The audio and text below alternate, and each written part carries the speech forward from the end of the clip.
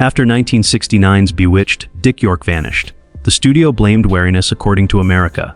Yet for many years his relatives concealed the truth. The truth of what transpired on site was revealed in 2003 when previously secret footage came to light. York was forbidden from ever telling the truth in a contract that followed his collapse in a 20-minute scream.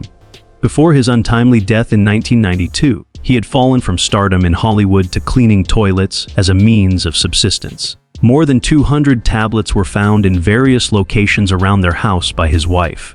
His kid is finally letting the cameras in on the secret today. He came into this world in Fort Wayne, Indiana on September 4, 1928, while America was still reeling from the effects of the Great Depression. Betty sewed garments and later started a tiny beauty parlor to keep the lights on, while Bernard, the father, made do with any sales job he could obtain. Something weird was happening, nevertheless, in the midst of all this difficulty.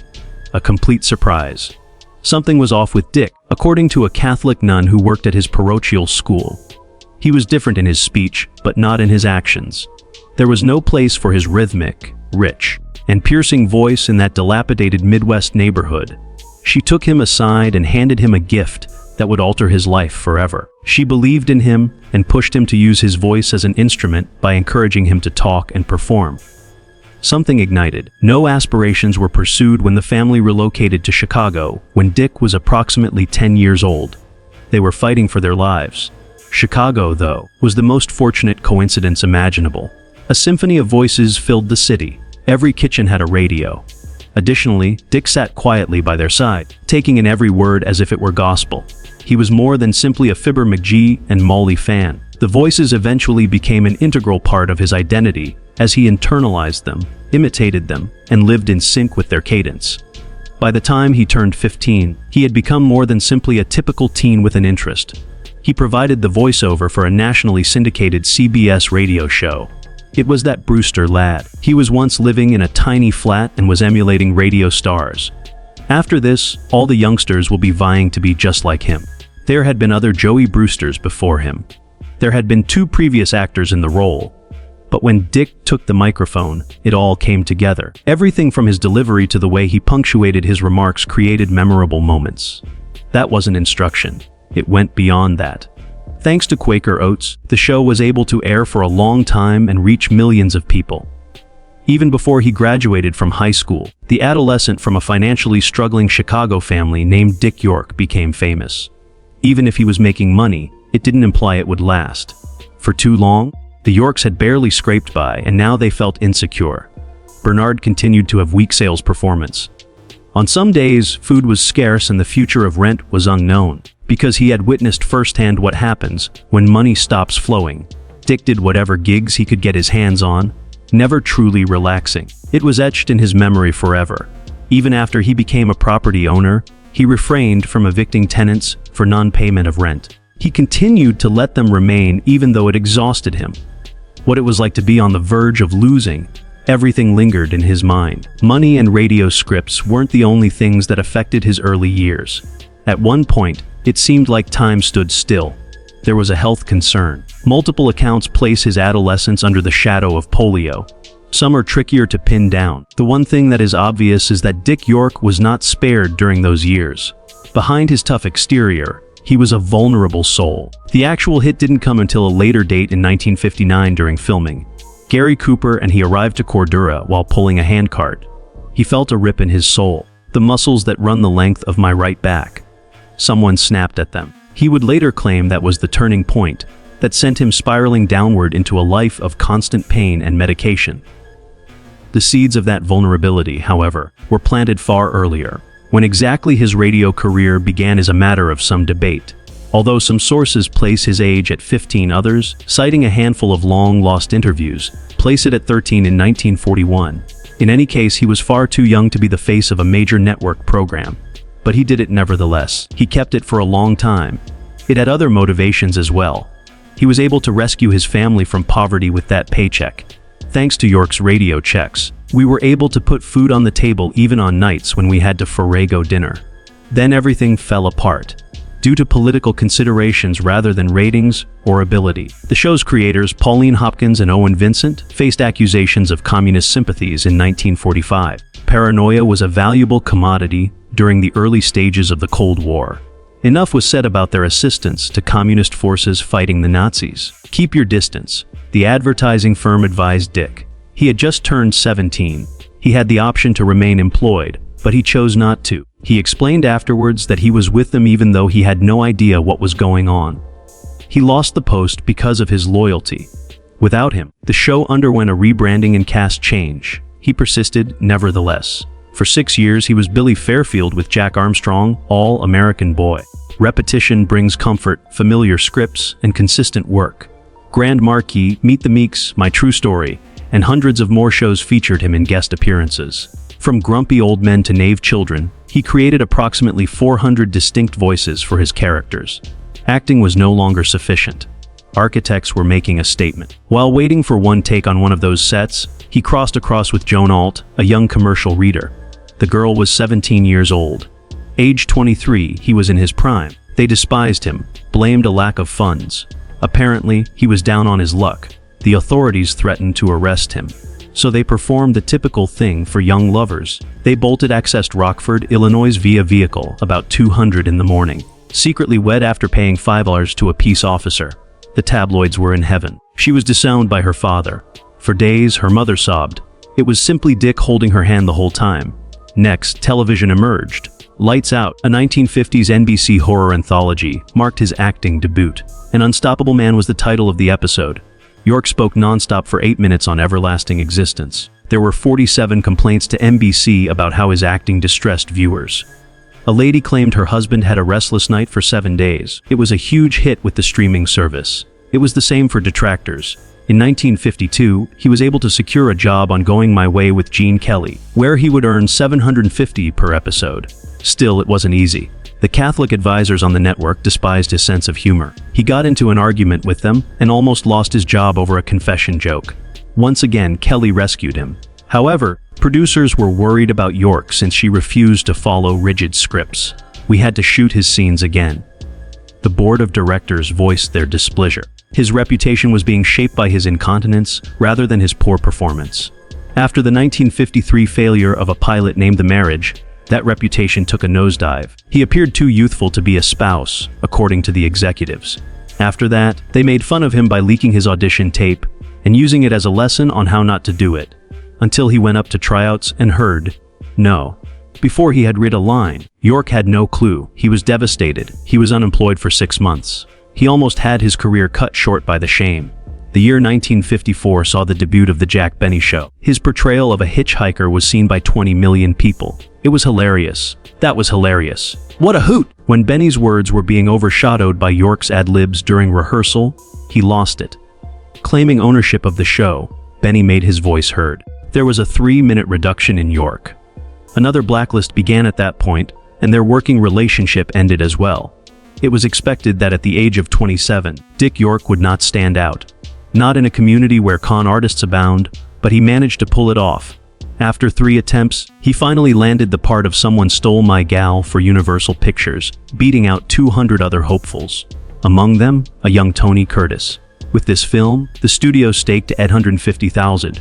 Dick received $15,000, 3 musical numbers, 2 days in the studio to record them, and a lengthy kiss from June Haver. The 18th second kiss required 14 attempts.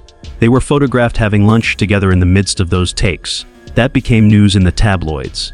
Assumptions spread. The box office rose by 23%. On 2 occasions, even Fred MacMurray turned up to the scene solely to observe. The film's final tally was 2.1 million. Going from 0 to 400 letters each week, Dick's fan mail took off, and a new Hollywood star was born. However, Hollywood isn't known for its leniency. The pursuit sequence for The Naked Street became a near-death experience on Stage 7 at Republic Studios 1 year later. Just 4 feet away from York, a dazzling prop dynamite charge detonated, genuine black powder. Time is not right. Metal in the face, cheeks scorched, and both eyebrows gone. 23 stitches total. Co-star Farley Granger received a brutal beating. Due to setbacks, the studio lost a $75,000. York claimed $12,500, but that day something more significant happened in his life. Codeine, demoralizer, and analgesics. For the burns, the pain, and the things that wouldn't quit hurting, it began little. Even for Bing Crosby and others, York's skill had become a danger by 1958. At 55 years old, Crosby was still trying to maintain his image, so he made sure York's spotlight wasn't too intense throughout the making of the Going My Way adaptation. The 27 script changes that Crosby had proposed were approved. Dick had a stunning confession scene, 3 songs, and 15 minutes cut from the film. Crosby said that it was too susceptible. Made him appear amiable. The light went off. Altered close-ups to make one man look good and the other look bad. York was nonetheless referred to as magical and natural by Variety. Additionally, that exacerbated the situation behind the scenes. Operation Madball, aka Riot in a Can, followed in 1957. York put on a burlesque show as Private Hogan at a party including actual strippers from Minsky's, such as Lily St. Cyr. Scandal with no top for 8 seconds. That was sufficient. Alarms went off. 1 clean cut and 1 dirty cut were made by Columbia. Utah, Georgia, and Texas all outlawed both. Although the studio suffered a loss of 400,000, York benefited from the publicity. The weekly fan mail reached 600. Box office gold, according to Harry Kahn. Brazen, cutting edge, and likable. It was all because of the lawmakers' inebriation during one crazy party. Nothing was the same though after July 23, 1959. They arrived in Arizona, where Cordura was filming in a 100 degrees heat. A 400-pound handcar was being lifted by York and Gary Cooper. It was only a 15-foot shove and the stage was set. However, York refused to let go on the 3rd try, even though Cooper did. Lonely, he continued to lift. A noise similar to that of a snapped branch was made as something in his back gave way. Spinal cord compression at levels 4 and 5. Crying, he fell to the ground. His medication was aspirin. It took 3 hours for someone to notice he was unsteady. No $18 in medical costs after 97 days in a Phoenix hospital. Then, an experimental substance, followed by morphine and Demerol. At that point, the dependence became overt. In 1960, York joined the Flying Fontaine despite the cautions. Circular acts, acrobatics. Took care of them all. Swallowing medicines in between takes, injured spine and everything. His shaky hands and the sloping board he used to lie flat on stage were unnoticed by the audience. A trapeze artist was in sight. Dedication was evident. The start of the end was invisible to them. Lover Comeback, starring Doris Day and Rock Hudson, was originally intended to be a light romantic comedy in 1961. York may have looked happy on the outside, but he was actually taking 20 Vicodin daily. During his kiss sequence with Day, he almost passed out. The incident was covered up by the studio. He was already stooping, hunching, and wasting away from his initial height of 61. The day would conclude with a pill. The significance of each scene grew with each passing moment. The 1963 Wheeler Dealers followed. Once again, a comedy, a bar brawl, and yet another injury. Stunt double and cushion. York yelled out. The actual deal, not the stage sort. Nobody moved. They contacted a medic. His back had finally given up, but he persisted nevertheless. Remaining was the allure. Those skeletons didn't. The state fair needed to be less complicated. Rather, controversy broke out. 1962. Infidelity with Anne Margaret, who was 21 years old, was supposedly rampant. Pictures got out. Accommodations in hotels. Caress for an excessive amount of time. The MGM studios were shocked. Since 1951, York has been wed to Joan L. Scandal almost destroyed them. The boundaries between purpose and instinct were muddled by his medicines. Shush in public, mayhem in private. It was the first crack appearing in his picture. The Hook became black later that year. Executing a Padu is the plot of a Korean War film. York portrayed the gunner who was unable to fire. The script required openness, perhaps way too much. Midway through production, he sought therapy in order to continue. He played his final leading role in the picture. It was a very unsuccessful film. It gave him a major headache. However, he wasn't done with television yet. York had 7 appearances on Alfred Hitchcock Presents from 1957 to 1963. Mystery, Underworld, all of them were under his control. Notable was the 12-hour heist, $5,000 bonds that were stolen. With 7.8 ratings on IMDb, York plays the role of a crafty embezzler. Although he gave off every impression of having met Hitchcock, nobody ever suspected a thing. It became clear that suspense was his forte. Revealing suffering was also a challenge. For 1960, The Twilight Zone went up a spooky notch. Book of Purple Scriptures. As a captain in World War II watches his troops die. As they confront death, a light begins to illuminate their faces one by one. The performance by York was powerful. Then the tragic event happened. Tragically, his co-star and director perished in an airplane crash on the day it broadcast. A single fatality. Despite this, the show continued. Once again, the boundaries between fact and fiction began to blur. York was a cast member on Route 66 in 1961. It was an unflattering reflection of his life, a persona who endures hardship while persevering. As time went by, he began to keep a flatboard in his trailer for use between take-betweens. His labor was a misery, planned or unplanned. More than 200 actors competed in 1964 for the part of Darren Stevens on Bewitched, and Dick York was one of them. Is there a catch? He couldn't help but mimic Elizabeth Montgomery's signature nose twitch while speaking. Although many actors fumbled or overacted the part, producer William Asher had no qualms about casting York since she nailed it. He landed the part immediately. However, York made a decision at that particular moment that would ruin his life. Truthfully, he spoke. He came clean about the 1959 back injury he suffered while filming They Came to Cordura. He was attempting to assist in lifting a railroad handcar when it suddenly moved, twisting his spine. The studio literally twisted over themselves to avoid replacing him, so that York could rest incognito against a 15th-degree leaning wall. It was custom, built for the set. His dressing room was relocated to the basement. A chair with individualized back support was another one of their creations. Thought by everybody to be an admirable quality, his wounds never fully healed and continued to fester. Not vitamins, but 15 pills first thing in the morning were the norm by 1965's second season. The FDA had not yet approved these novel muscle relaxants, which included heavy-duty Percodan, Demerol, and others. Through a fog of synthetic survival, he delivered every phrase he spoke on camera. Even after spending hours in post-production, directors William Asher and Richard Michaels could not erase the memory of his sloppy takes from the show. A stands for Arvar. As soon as he uttered the words, "Samantha, what have you done?" York's legs gave out mid-scene. Still clutching his lines, he thudded into a bookshelf. Studio executives were terrified that Variety, which was already digging for evidence of York's health, would get its hands on the disturbing tape. In 2003, a former crew member clandestinely sold the official story, Exhaustion, and the actual film to entertainment historians. While the producers dealt with the damage, another individual discreetly dealt with him. His odd partner was Agnes Moorehead, and Dora, known for her theatrical disdain and icy stares on cinema. Shielded from view, she transformed into his supply. In her elaborate costumes, fictitious sleeves, and magical items, she concealed prescription bottles. On occasion, she would disguise them as set pieces, taking what appeared to be a magical ingredient, in reality, a muscle relaxant. From her hand, York would proceed. While filming the 1966 picture Nobody's Perfect, his character had a transformation and became a dog. On that particular day, he'd taken 23 tablets. He started barking so erratically that nobody could tell if he was sliding or acting. It was out of guilt, Moorehead told her biographer later on. A son of her own had perished in battle. Assisting York allowed me to mother someone else once more. Years later, a secret diary she had kept detailing her medication, mood swings, and falls finally came to light. Everything came crashing down in 1967. The script for Samantha's Good News called for a Pratt to stumble on a banana peel and fall onto a wooden floor as a prank. Then York paused.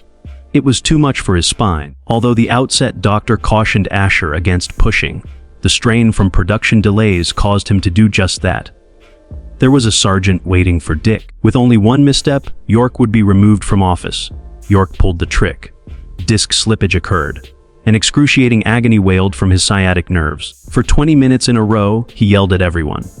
Like a broken doll, they dragged him off stage. Throughout the subsequent episodes, Darren was consistently out on business. For his absence, Samantha had to come up with increasingly ludicrous magical explanations. As word got out, the crowd took note. Why didn't she simply return his zap? Next up were 1968's Samantha's French Pastry and 1968's The Final Straw. There was pneumonia in York. For the scene's comedic finale, he had to climb 8 feet of scaffolding while his temperature reached 104 degrees. Since York was unwilling to risk losing control by missing a shot, he stepped up to the plate. Word on the street was that Sargent was allegedly being groomed to take over. He passed out halfway through and landed face first on a pile of plastic pies. They hurried him to Cedars-Sinai while he was unconscious.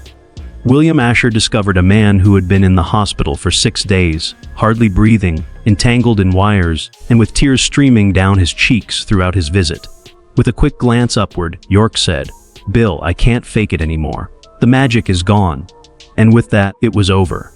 Not even a farewell party to celebrate. He was unable to talk about his addiction in public for 10 years due to a confidentiality agreement. The pie sequence was reshot using a double camera. March 25, 1968 was the subdued airing of his last program. With the hope that the worst was behind him, he departed in March 1969 enchanted. He was expected to make a victorious return and inherit the wind, and Chicago was ready to greet him with wide arms. He carried the emotional and physical anguish of a decade onto the platform. However, the agony didn't simply remain. He was engulfed by it. His back literally gave out as he spoke the most impactful lines of his courtroom statement. Crawling across the floor by York sent the curtain tumbling in bewilderment, but the audience thought it was all part of the performance. He was left with an unpayable sum of $50,000 in damages, and the remainder of the show's 20-night run was erased by that one instant. It was more than just the curtain call. After that, he never performed on stage again. Daryl became his frequent companion the following year.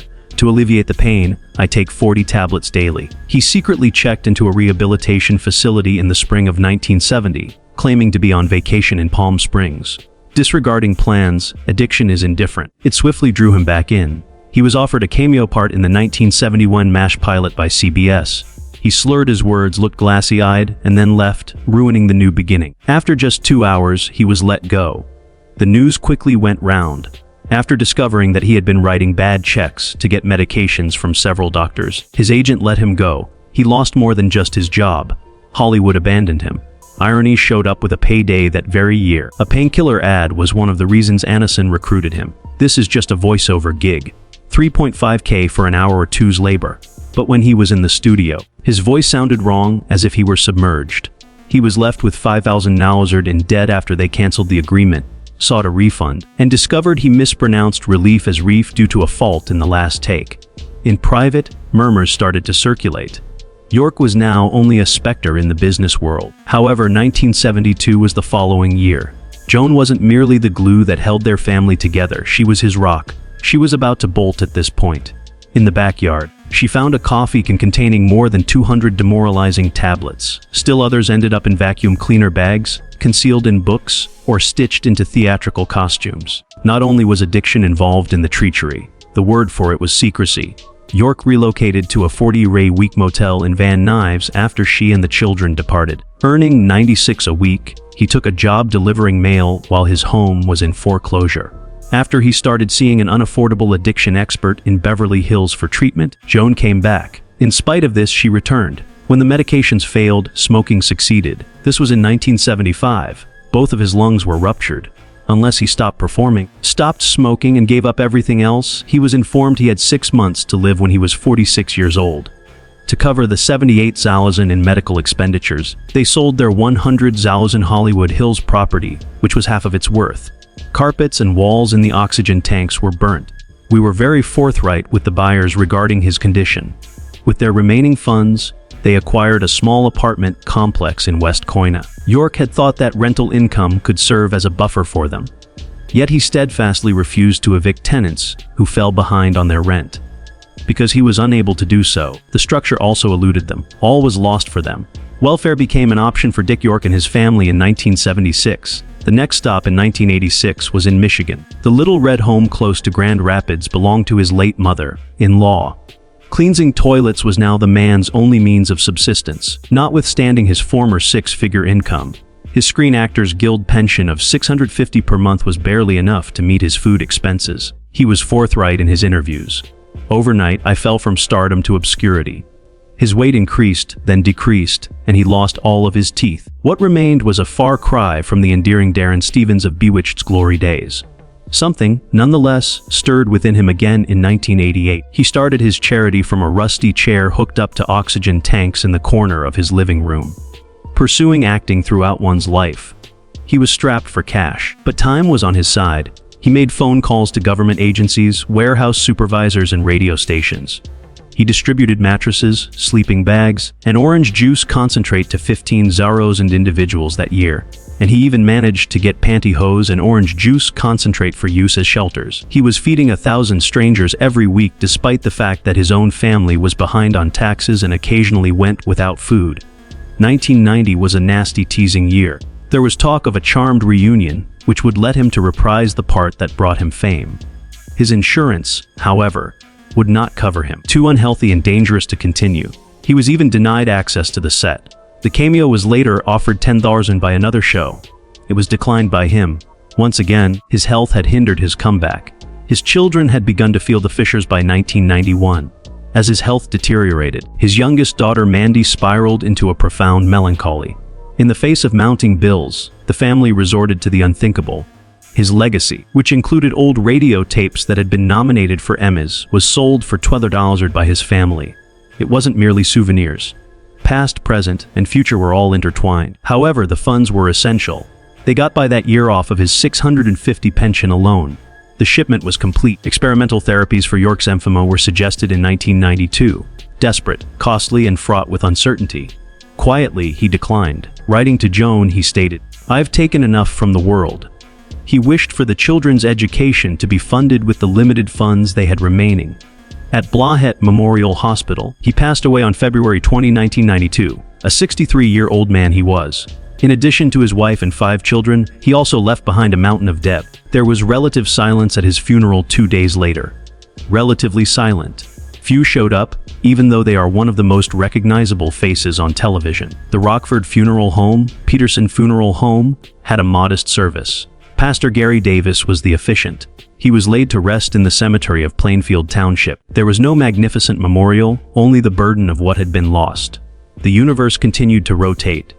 Reruns of Bewitched were broadcast nationwide, raking in millions of dollars. The York family, however, detected not a single trace of it. The Seesaw Girl and Me, his posthumously published memoir, detailed his exclusion from the inheritance. His family lost their house, security, and finances due to his generosity, his refusal to remove renters, and his decision to forego treatment. What little of his legacy remains is now protected by his son Chris. Chris recounted personal anecdotes of a man who attempted to smile through intolerable suffering, who gave even when he had nothing left. In the 60th anniversary Blu-ray release of Bewitched, the documentaries, he was a part of recast York, rather than painting him as a faded celebrity, as a selfless giver. At the show's anniversary, many people discovered Bewitched for the first time, and many became fans of the show. The figures were astounding. With more than one active Reddit user discussing it, it rated 564th out of all streaming shows. Yet, it is not uncommon for visitors to York's Michigan resting site to experience relative silence.